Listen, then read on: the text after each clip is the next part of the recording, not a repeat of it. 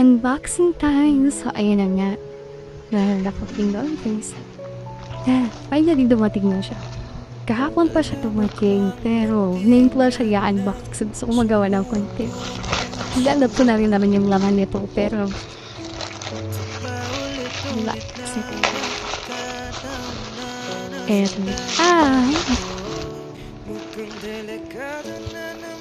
Grabe. Grabe, ang tatag na pagkabalot niya. Pero, kaya kinat ko na lang yung video. Pero eto na siya. Tada! Excited na po.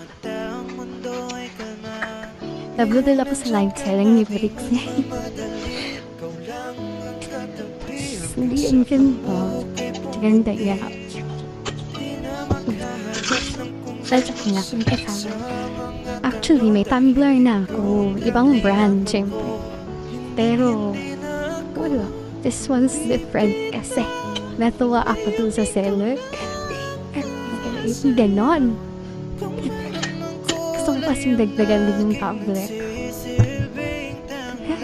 Well, aside from the tumbler, na alam ko maganda yung quality. Ito talaga ako na to. Siri.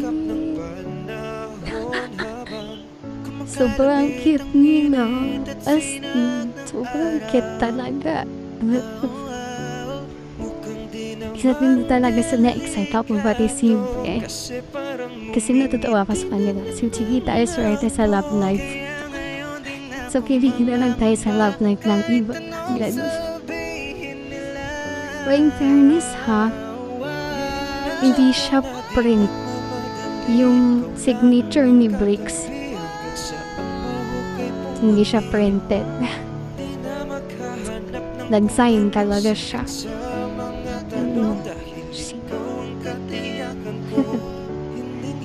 Ito, ang cute.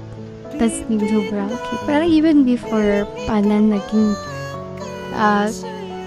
ganyan yung ongoing story nila ni Christian. I really like Bricks kasi natutuwa ko sa kanya pag nagna-live sila. Tapos sinabi ko sa sarili ko, one of these days mag-check out ako sa mga isa sa mga products na nila-live selling. Tapos yun nga, I got the chance to purchase this from the live set. Anyway, basta ito talaga, keep ko ng bongga. Sige, ayun lang. Bye-bye!